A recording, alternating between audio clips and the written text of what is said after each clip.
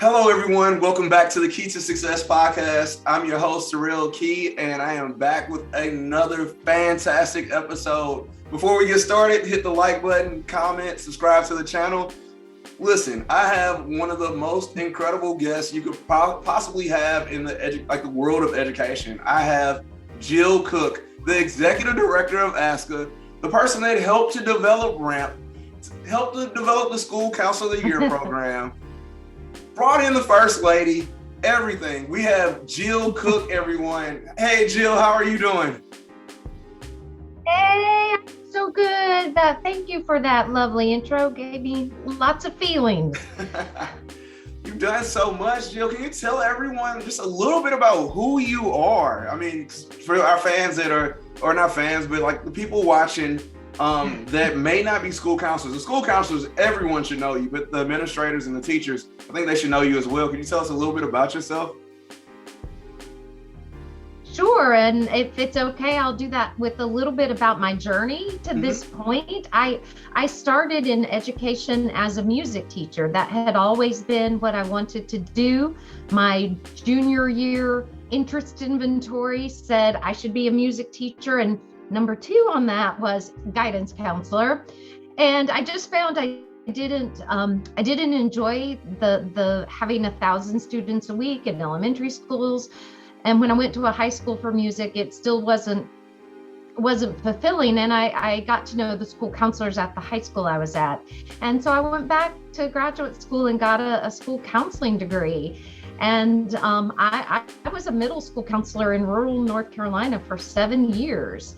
And I will never forget my interview for that position was with a former school counselor who had turned principal. And one of the first things he said to me was, hey, you know what? You're not going to be the testing coordinator. I don't think school counselors should be the testing coordinator. They need to do the things only school counselors could do. So I was like, oh, that is beautiful. I would like the job, please. And so that just gave me a beautiful opportunity. Even it was pre-model days. It was a long time ago, to do school counseling work. And after 7 years of that, after a chance encounter at a Wendy's, when the superintendent of our school district happened to swing by while my husband and I had 4 very young children at this Wendy's, and my husband worked for the school district, worked for the superintendent.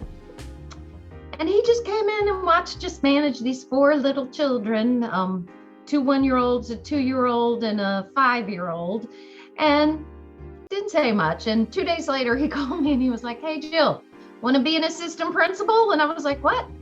We've never talked about this. I don't have the degree yet. And he was like, you can handle those 4 kiddos at Wendy's. You can be an assistant principal. So I became an assistant principal for 2 years. And then our journey brought us to Northern Virginia, where I just had the beautiful opportunity to be in the right place at the right time when ASCA was looking for someone who had been a school counselor to join the staff. And at that time, there weren't any other school counselors or folks with training in school counseling. And so I joined. It was really a blank slate in terms of all the things I got to help be part of and develop. I got to be there right at the start of the model. And here I am 20 years later. I just celebrated my 20th anniversary at ASCA. Here I am. And your story is incredible, seriously. Like, it's just like a tremendous story of just growth and just like, I mean, you're constantly racking up achievements because like you're so personable and like you work so hard and you do all of these great things. For like our younger school counselors, like, can you tell them just a little bit more about what it was like for you, like as a 20-year-old Jill? Like, what was it like then, and like how have you changed as a professional and everything just over that time? Yeah. No, that's a great question. And I've thought a lot about that. And as I said, it was pre-model, but I was given some beautiful latitude to do what I wanted in terms of what I was trained in, what school counseling should look like. And that was classroom instruction and small groups and short-term one-on-one and working with parents and teachers and families. It was many of the components of the model. What I didn't have back then, and I would love to work at now is the data piece. I call what I did random acts of guidance.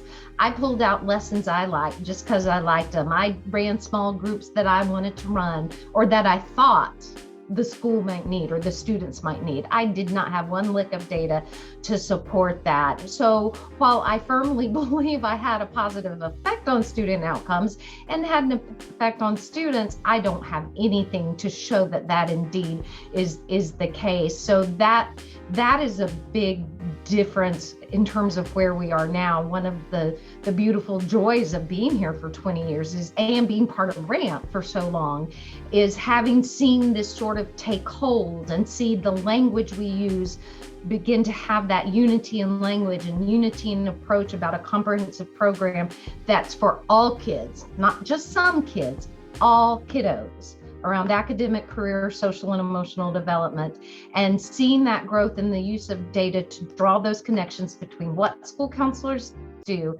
and student outcomes and attendance, achievement, behavior, has been really wondrous to observe and be part of. Just another question, just piggybacking off of what you just said there, like it has to be interesting to see that your work and your ideas led to all of this change that's going to keep going, like even after you leave ASCA, like RAMP will still be there, like the SCOI process will still be there. And it's all I'm not going to say all because of you, but a large portion of it is directly attributed to your ideas. And how does that make you feel? Oh, that's so sweet. And I appreciate that. I gotta say, and I appreciated you saying it's one of the beautiful things about working here, and I am not the person who's been at ASCA the longest, is that we have an incredible team, and our team has been around for a long time. We have individuals who've been here 25 years. Kelly Frey, it's been her only job. Stephanie has been here 23 years, Kathleen 21. So we have this core group that has been here a very long time and have had the beautiful opportunity to add 3 new staff members this year. So every single solitary thing we do is a team effort. And the other piece to that is our former executive director, Richard Wong, definitely had a vision of some things he wanted to happen and gave me and gave us the latitude to say, this is what I'm thinking. Do it. And we're like, okay. And so it was a lot of fun to be part of, and that both School Counselor of the Year and RAMP, where they are today, are not where we started with that. So one of the other things I've really enjoyed is the continuing evolution of both processes, particularly RAMP where we are now. We're doing something this year that's been much needed. And with School Counselor of the Year, when we started, we didn't work with our state associations, even though we wanted to eventually get it to be like Teacher of the Year, like Principal of the Year, like Superintendent of the Year, and to be at the White House. So to see us slowly get there, get the state buy-in, and here we are. That's just been joyful to watch as well. Just really knowing that we had a vision and knew what we had to do, but also understanding that some of that work takes time. And that's one of the truest points of just really accomplishing or doing anything. Like it always takes time. It's always incremental steps. And that's a really good key there. Because I think so many times, we want to do something and we want it to always be just right now. We want to microwave things and put them out, but it never really works that way. So, right. Knowing that it's going to take time, to accomplish a lot of these major programs, especially the ones that you've already done, what are your whys? How do you keep going, when you meet opposition and, frustration and there's all these challenging times happening? What are your whys that really keep you going? Oh, I really like that question too. And you're right. I mean, it's just the way of the world that it's not all roses, that there are hard times. And for me, it's, and for staff, we talk about this. I can say this with certainty. Our why is supporting the work you as school counselors do. We get up every day knowing that the work you do makes a difference for students. And anything we can do, whether it's a resource, a webinar, a connection, a publication, a research article, that things we do impact your work. So our why is all about supporting school counselors who make a difference every single day. Man, that is amazing. Like, I think that's like one of the, like, so that's one of the things that I kind of pride myself in, like just being like the president of the Illinois School Counselor Association. Like the only reason why I'm here is because I want to serve school counselors. I want to serve them. Mm-hmm. I could care less about like me or like how hard I have to work or whatever. It's really all about just getting the resources out to school counselors so that they can do what's best for children. So there are a lot of things happening in education, all kinds of things, right? And, a lot of things that all kinds of things, right? Both good and bad. There's incredible things happening too. It doesn't get as much coverage, and then there's the negative things. If there was one thing right now in education that you would like to change, if you could just snap your fingers and it's gone or it's changed and it's just made new, what would that be? You really want my answer to that? Just off the top of my head, it's the I can't even say it, the politicization of education, and particularly of social emotional learning and making that leap to mental health.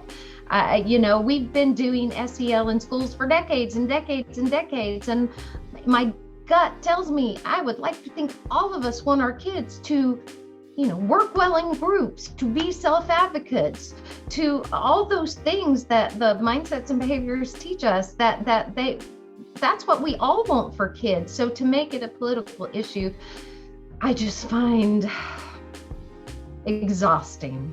It really is, especially when you know that it is the right thing to do. It is the obvious right thing to do, like to teach children to be better people. Like that's something that we should all want. Like, and then also like to make sure that they're healthy. And, and I think that would, like I always say, everyone always says, an ounce of prevention is worth a pound of cure. Like you do the work on the front end as a school and school counselors. And then on the back end, we have a better society for everyone. So I truly agree with you there. I think that's a great one to change. Another question here. All right. So if you're talking to 20-year-old Jill, right? Think back like 2 years ago to 20-year-old Jill. You're so funny. What would you tell her that her keys to success would be to become the Jill Cook of today? I love that too.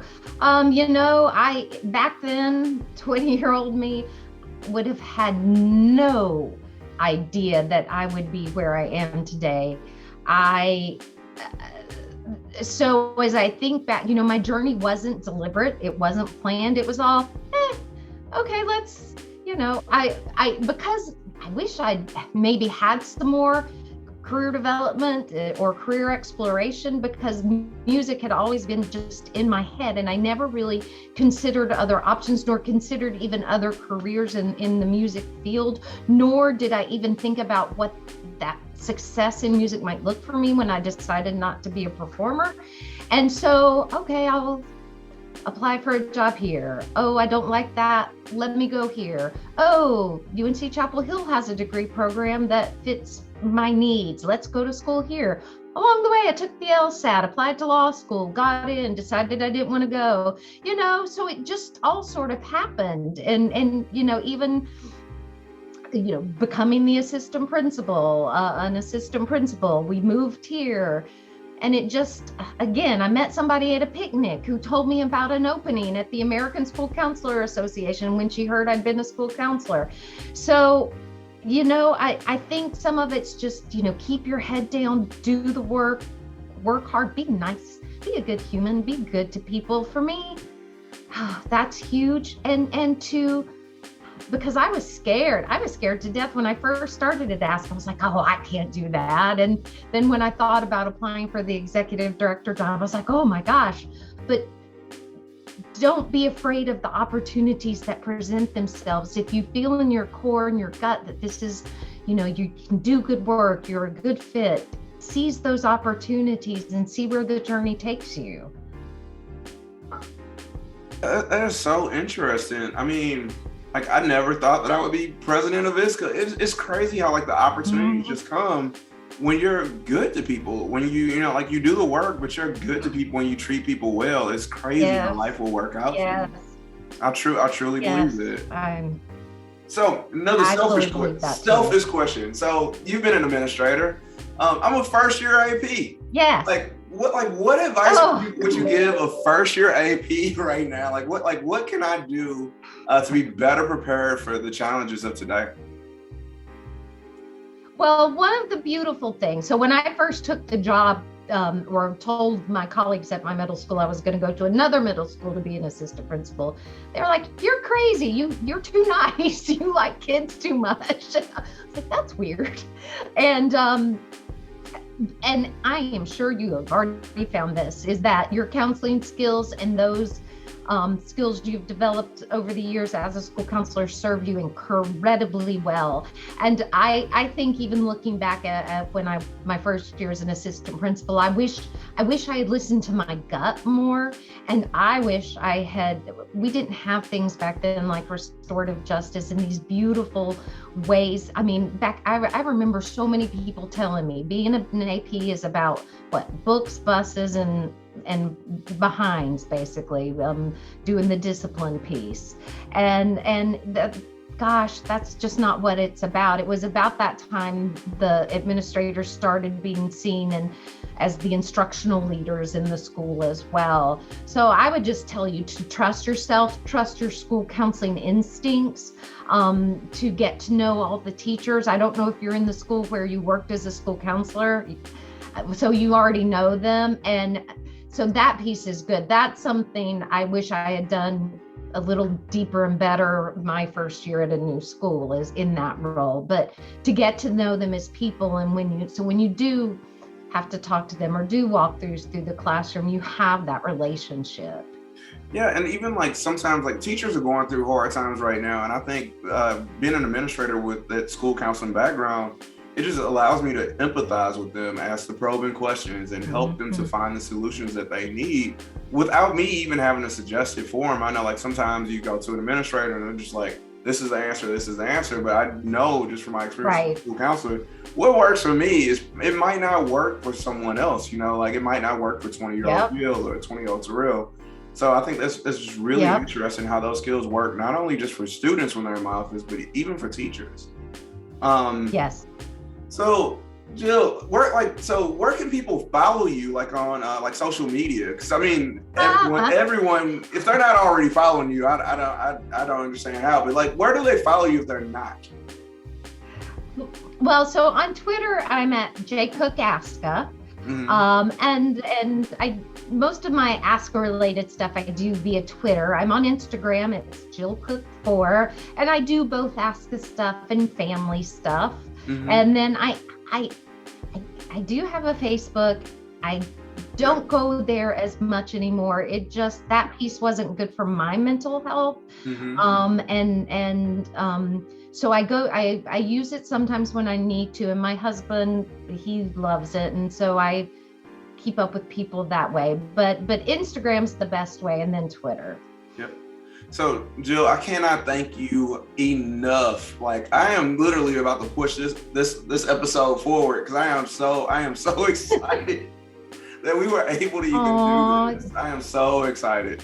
No, I appreciate the invitation, and I really appreciate your enthusiasm for school counseling, for your students, and being this lovely voice for good things. Yeah, thank you so much. So everyone, please like this video. I mean, we have Jill here, and comment below, and subscribe to the channel. I can't thank all of you. I can't thank Jill enough. So until next time, I'll see you again.